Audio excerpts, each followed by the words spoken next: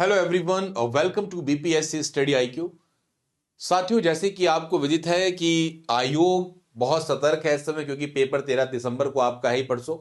तो आयोग यहां पर आपको हर पल की अपडेट दे रहा है कि भैया एग्जाम के टाइम पे आपको इस चीज का ध्यान रखना है। इसी को लेकर आयोग का एक नोटिफिकेशन आपके सामने आया है, जिसमें इंपॉर्टेंट इंस्ट्रक्शंस इन्होंने यहां पर देने की बात की है।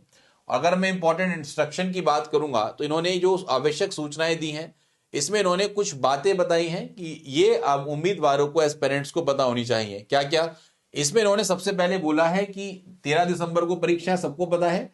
36 जिलों में हो रही है, ये सबको पता है। 912 परीक्षा केंद्र आपके यहां पर बनाए गए हैं और 12 से 2 बजे आपकी परीक्षा होगी, सबको पता है हमारे बच्चों को। ये हमारी बहुत ज्यादा इंपॉर्टेंट इंफॉर्मेशन नहीं है। अब ये है जो दूसरी इंपॉर्टेंट है कि परीक्षा केंद्रों में उम्मीदवारों का प्रवेश 9:30 पूर्वाह्न से प्रारंभ, यानी कि 9:30 बजे से दोस्तों आपकी यहां पर एंट्री आपको देखने को मिल रही है। ठीक है।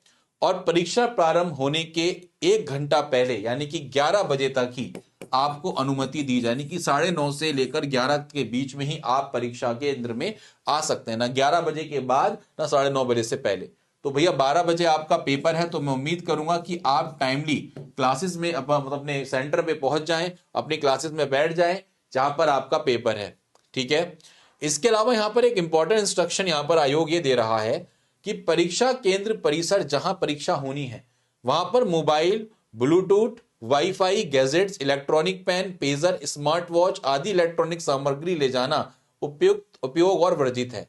और यहां पर किसी भी तरीके की इलेक्ट्रॉनिक सामग्री पाए जाने पर उसे कदाचार माना जाएगा, मिसबिहेवियर माना जाएगा दोस्तों, एक तरीके से कि आप नकल कर रहे हैं। तो इस चीज का ध्यान रखें, कोई भी इलेक्ट्रॉनिक चीज आपके पास ना हो। खासकर बच्चे, घड़ी आजकल जो इलेक्ट्रॉनिक्स आ रही हैं वो आप प्लीज पहन के ना जाएं। वहीं पर साथियों याद रखें, marker, white fluid, blade, eraser को अपनी कक्षा में ले जाना वर्जित है।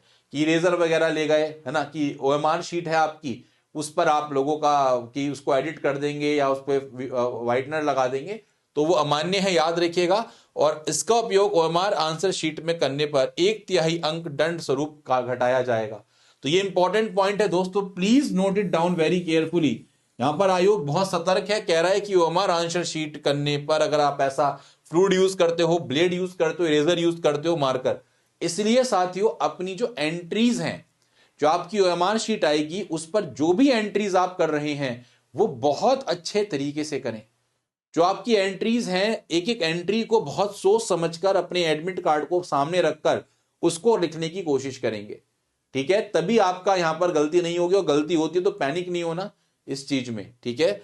दूसरी बात यहां पर एक और बोला गया है, साफ साफ बोल दिया गया कि कदाचार में लिप्त पाए जाने पर, परीक्षा कक्ष इलेक्ट्रॉनिक सामग्री के साथ पाए जाने पर परीक्षार्थी को इस परीक्षा सहित आगामी 5 वर्षों के लिए एवं परीक्षा से संबंधित भ्रामक या सनसनीखेज अफवाह फैलाने की स्थिति में 3 वर्षों के लिए बीपीएससी की परीक्षाओं से वंचित किया जाएगा।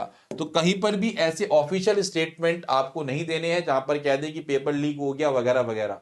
ठीक है। जब तक आपको कोई चीज दिख नहीं जाती अपनी आंखों से, तब तक कोई भी र्यूमर नहीं फैलानी। अगर वास्तविकता में चीजें हैं तो आयोग इस पर बिल्कुल यहां पर कह रहा है कि हम कार्यवाही करने की कोशिश करेंगे भी। आयोग कार्यवाही करता भी है।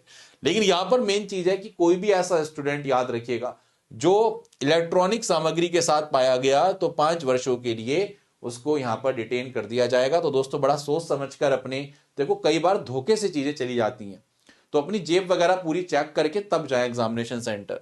ठीक है।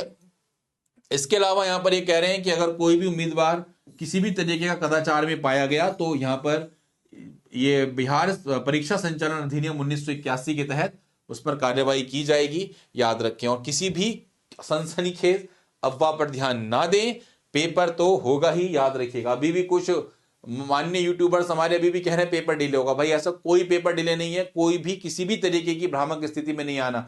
ऐसी वीडियोस भी यूट्यूब पे बने कि पेपर लीक हो गया, फलाना हो गया, तो परेशान नहीं होना। भाई कोई भी कुछ भी कर सकता है आपको पैनिक करने के लिए। तो इसीलिए बहुत शालीनता पूर्वक अपने पेपर पे देने जाइएगा, आराम से देने जाइएगा। बस सेंटर पर एक चीज याद रखें, 9:30 बजे भैया पहुंच जाओ।